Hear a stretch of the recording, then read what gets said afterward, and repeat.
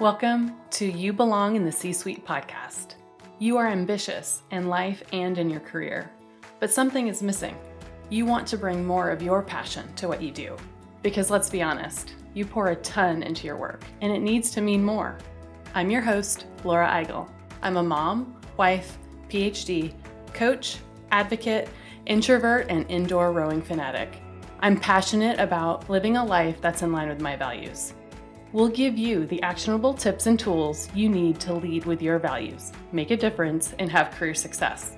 The world needs more diversity and authenticity in the top jobs at organizations. Your leadership belongs there. You belong in the C-Suite.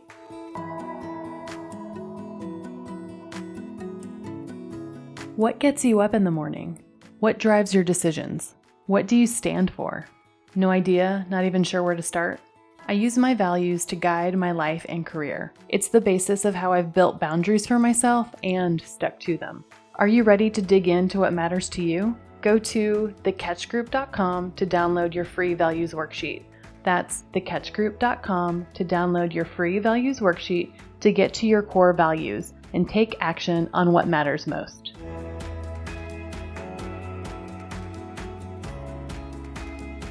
Welcome to this week's episode of the You Belong in the C-Suite podcast. Just this week, I have sent this specific podcast episode to 3 or 4 people alone, either coaching clients or people in my network who are moving into new roles or have had a big transition in one way or another. Either they've gotten a promotion, moved to a different division in the company, or even taken on a new C-suite role. It feels like there's just a lot of change and transition is in the air. So even if you aren't in transition right now, you may have a transition coming up sooner than you think. And this episode is going to be a good reminder for you about the 5 mistakes that I see leaders make when transitioning roles. And guess what? Even if you aren't in transition, I know that these 5 mistakes will most likely resonate with you, especially the first one. So join me in listening to this listener favorite, the 5 mistakes leaders make in transitioning roles. Let's get started.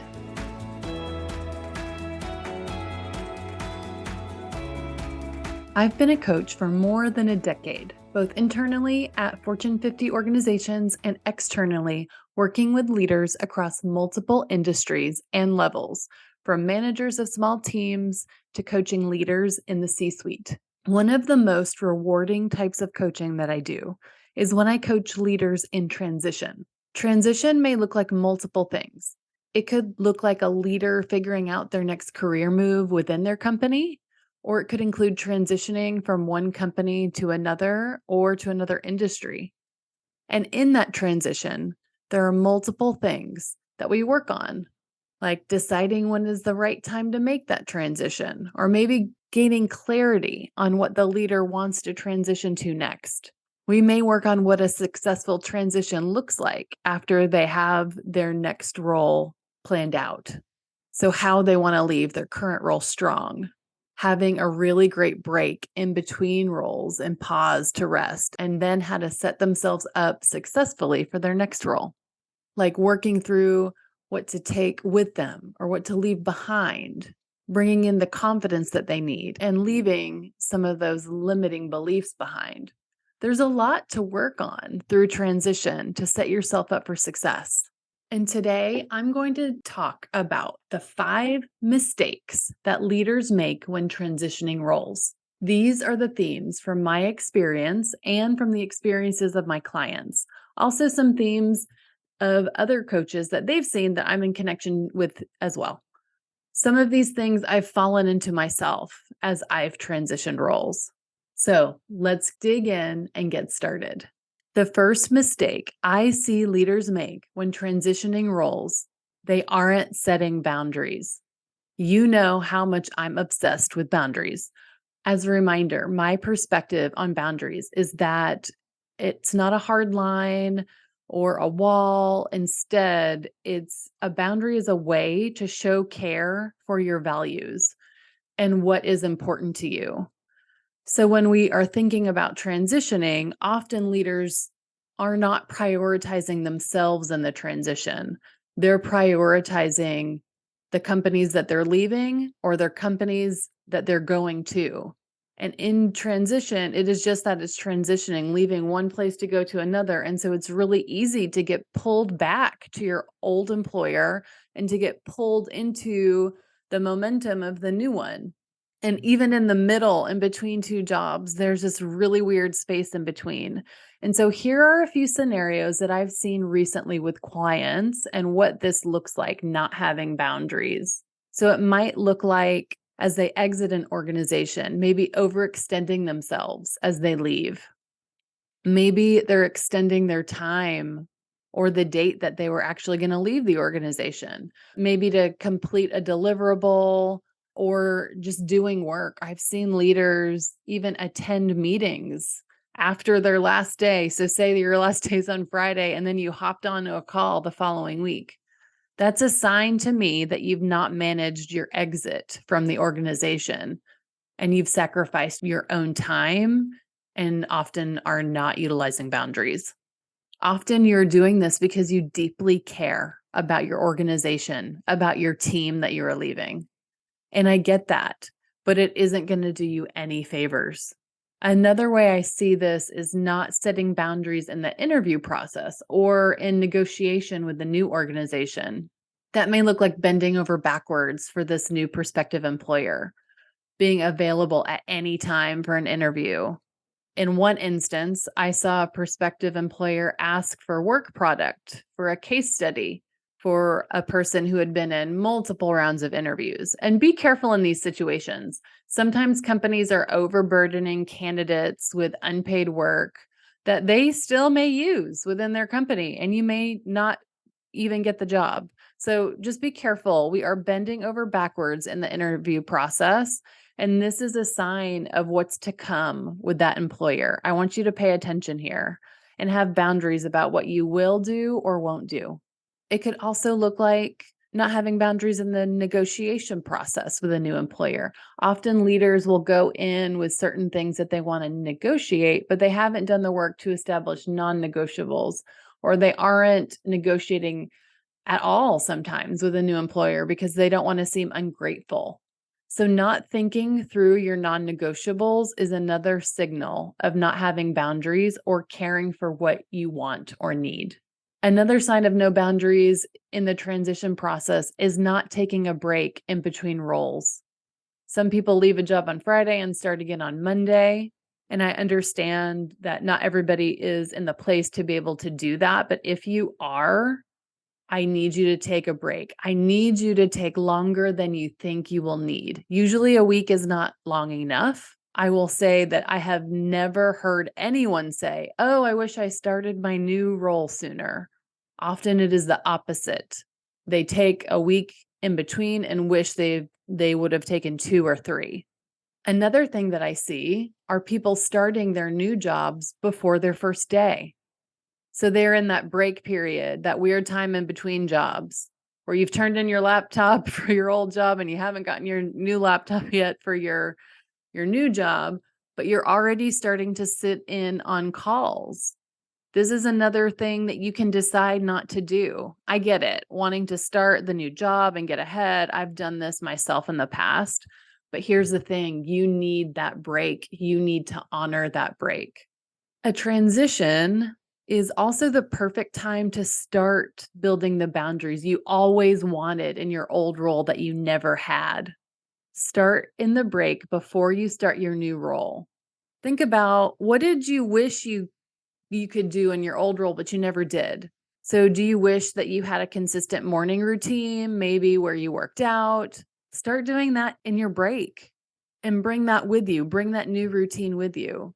In your old role, do you wish you had more boundaries around how connected you were? Maybe how often you checked email. I'll share this example. One thing that I did when I started a new role, I ended my role with one company, I started with a new company. And in the new company, I decided to separate work email. So I did not have work email on my personal phone, And to do that, I actually received a work phone. So I had two cell phones, one that I used for work and one that I used personally. And it was great because I could intentionally not bring my work phone with me when I was with family. And that was a boundary that I intentionally set in my break before I went into my new role. So, what are those kinds of things that you might need to start building? I will tell you that new employer does not know what you did before. So, you can come in with the boundaries that you want in this new space. So, what do you want that to look like? What do you want in your new role? And make that happen and start that in the in between space. So, in summary, this first one, the biggest mistake that I see leaders make in transition is not establishing boundaries when they're transitioning roles. They aren't caring for their values and what's important to them. They're instead honoring the values of their previous employer or future employer. So, instead, I want you to establish those boundaries for you. Honor when you leave an organization and finish strong. In the space between, show up for what you need and start setting boundaries. In the interview process and negotiation, start there too. Build those boundaries in all of those places. You need them more than you know. And it's a mistake if we're not thinking about it. Okay, so the first thing I said that there's five. So that was the first one. This is the next most frequent mistake. If boundaries is the first, the second mistake that I see leaders make most in transition is going too fast and putting too much pressure on themselves to make an impact quickly. So many leaders who are transitioning, you're transitioning to a bigger job, a bigger scope, a bigger team. Often they've come from cultures that have rewarded and incentivized them to get things done, to show results, drive for outcomes. They have this in their DNA, they're type A, right? You might resonate with some of those adjectives and descriptors. I know I do. They're used to seeing the impact of their team and their team's achievements, right? So often when you're transitioning from one company that you've been at, especially for a long time, and then you're going into a new environment, you know, you start working like you would have in your previous company without giving yourself the space to learn at the new company. And this is what this looks like. You start your new role, you jump right in. You might be making decisions about your team or the strategy in the first 30 days. You might be changing processes, bringing in new ideas. What does this feel like? It feels like you know better. It feels like you have an agenda. It feels like that maybe you don't value what they did before you got there. It may feel too fast. The place that you came from may have a completely different pace. They may have a completely different decision-making process. They may incentivize different behaviors. The ultimate impact of this is that you could be seen as someone that doesn't really fit into the culture or that doesn't know how we get things done here. I'm using air quotes here, which you can't see, but in my previous corporate experience, when someone would come in externally into a big role and start doing a lot of things quickly, they would get early feedback and comments like, oh, wow, they're really getting things done. Until suddenly, about 3 months in, they would get the reputation of not collaborating and driving their own agenda. Even if it was the thing that they were hired to do, it was the way in which they were getting the work done. They were moving too fast or not doing it in the way we do things here, right? And the common outcome would be a perceived mismatch.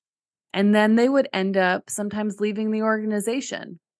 There was actually a term for it, organ reject, as in the phenomenon when you get a life-saving organ transplant and the person's system at first operates okay with the new organ, but over time, the person's system rejects the transplanted organ. Now, I know this is a very extreme term for something that happens at work. And now that I'm describing it, it's probably not the optimal way to describe that, but that was the term that was used there. And that was the perception. It could have been many things. Maybe they didn't hire the right person. Or maybe they really weren't in alignment in the culture and the values of the organization. But what I want you to think about that is going into a new existing organization, you are the person that is new that has to understand how the system works. The impact of this is the perception of moving too fast. and that maybe everything that that team has already done isn't good enough, right? So if you're moving too fast, you're making changes before you've taken in any data. So when you transition, instead, I want your number one job in the first 90 days is this. I want you to listen. I want you to get data in. You may have heard the term listening tour. I want you to go on a listening tour. I want you to build relationships and go on your own listening tour in those first 30 to 90 days. One woman I'm coaching is doing this by going on a listening tour and meeting with every person on her team in the first 30 days.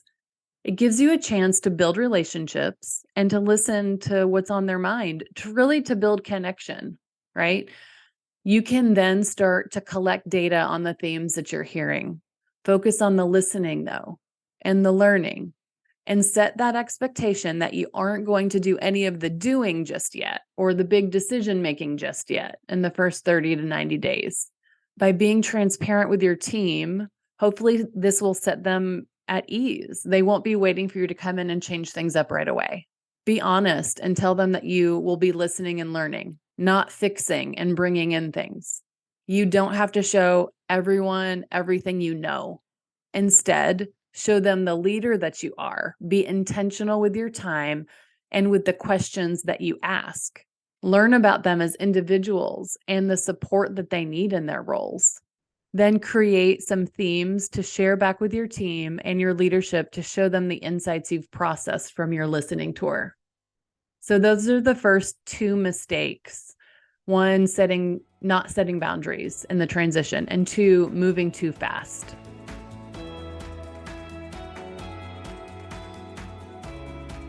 My award-winning book, Values First: How Knowing Your Core Beliefs Can Get You the Life and Career You Want, is now available in audiobook.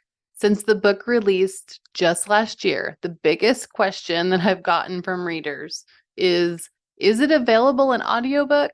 In this book, you'll get to hear my most pivotal career stories and some of the successes of my clients as you learn about the Values First framework and how you can take action on your life and career. The audiobook is narrated by me, so if you love this podcast, you'll love the audiobook.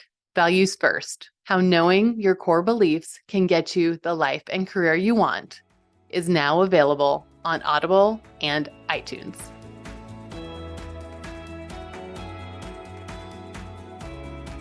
The third mistake that I see leaders make in transition is not building team culture from day one. So when you're transitioning into a new role, I want you to start thinking about culture from before day one, actually. That starts in the interview process. You know your values, and you are most likely trying to find a job in a company that aligns to your values. I want you to start your interview process by thinking about how you will build your team's culture and how you'll do that in alignment with the organization's values and culture. What this looks like when you don't do it. When you make this mistake, it looks like diving in too much to the strategy. It looks like being too focused on the business. What it feels like, that you may not be valuing the people that work for you, that you may not be giving feedback, that you aren't being intentional with rewards and recognition with your team and at the organizational level, that you are out of touch with what truly motivates and drives engagement of your team. I think the best time to think about setting your team culture is in your transition because it sets a precedent on what's important to you. When you get into a role, people are paying attention, especially in the first 90 days in your role. People are paying attention to what's important to you, what you do, your reactions to things. To set yourself and the team up to create the results that you want, I want you to be intentional about setting up the team culture you want from the beginning. I teach leaders how to do this in my group coaching program in a way that aligns to their values and their leadership style. You do it through communicating what's important and then consistently following through with those actions in multiple forums, in one-on-ones with team members, in team meetings, and in department meetings. There's a way to intentionally do this. And this leads me to the fourth mistake that I see leaders making in the transition. The fourth mistake: not having a transition plan or onboarding plan, or not sticking to it. They think that the transition is just a phase of starting a new job.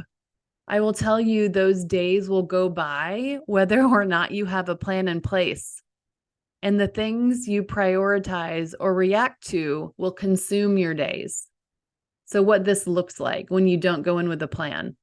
The leaders that don't go in with a transition plan often say that starting their new job is like drinking from a fire hose.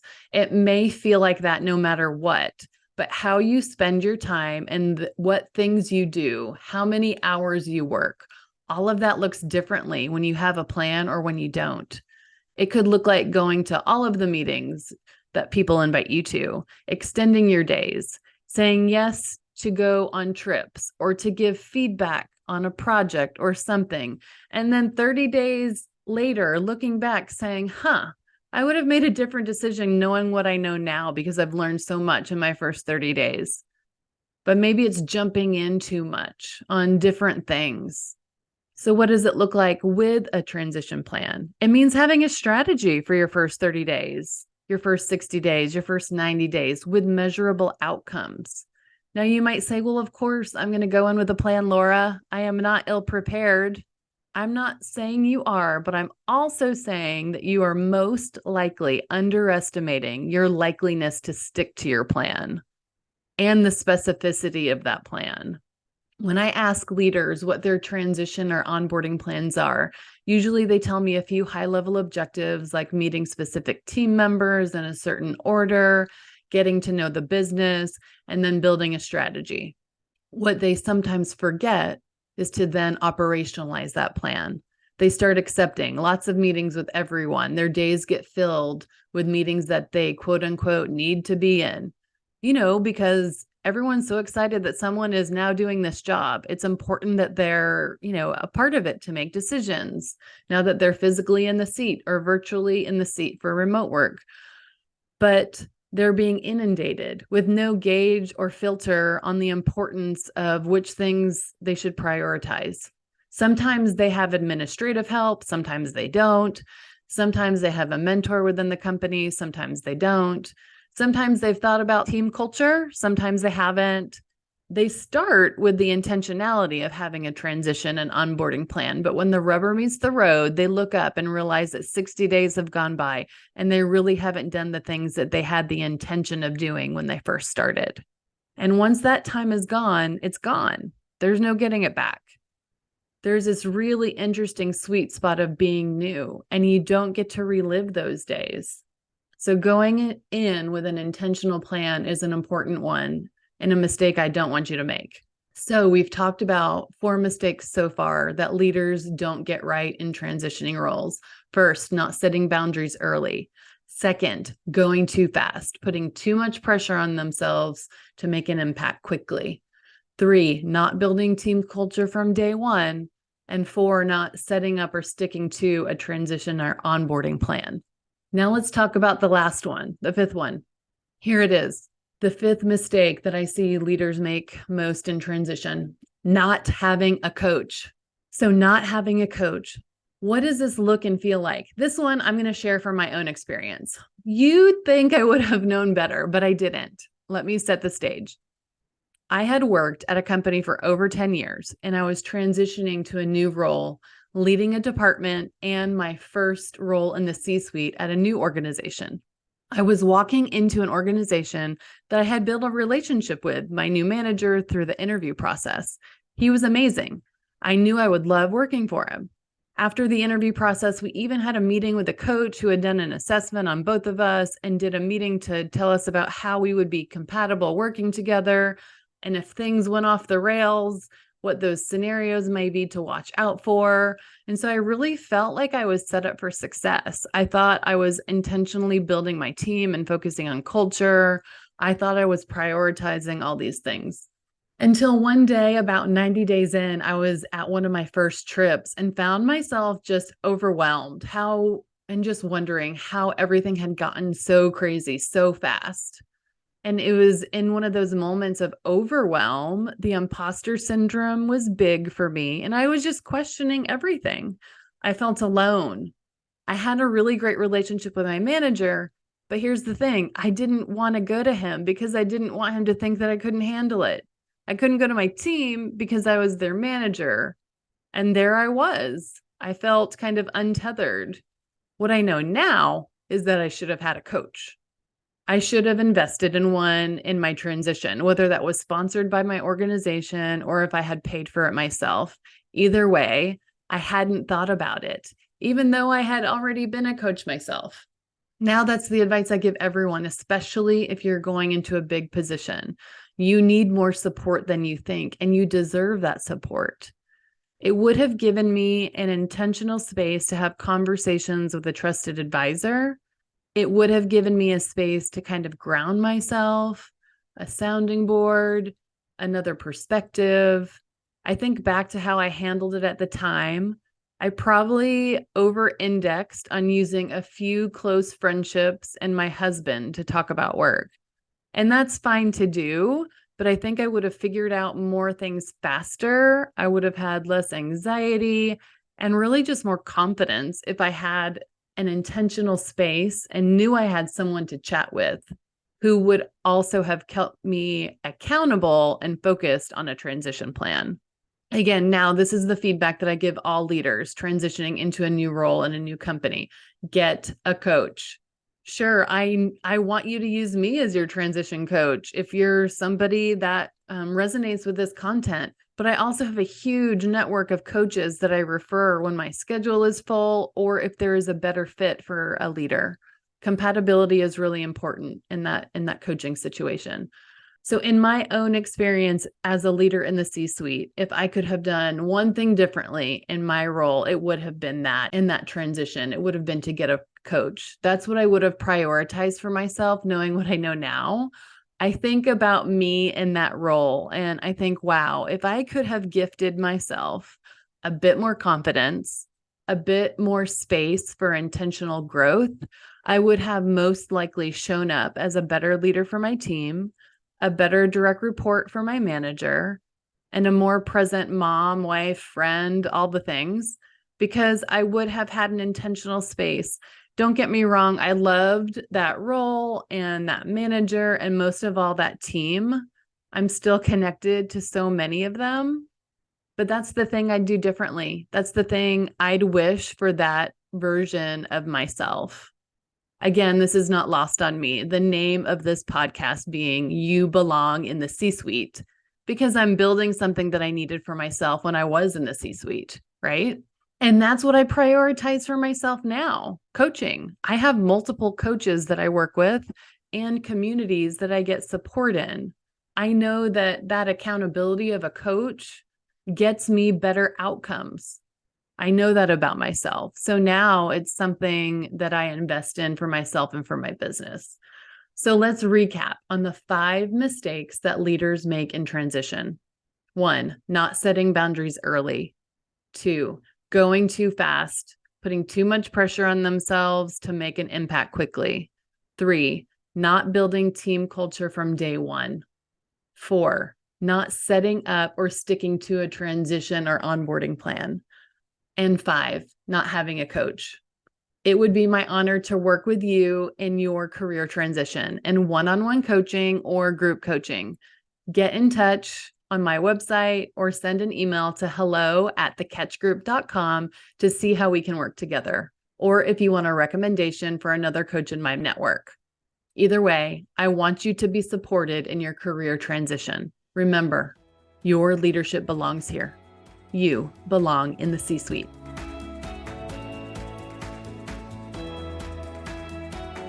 I want to thank you so much for listening to the You Belong in the C-Suite podcast.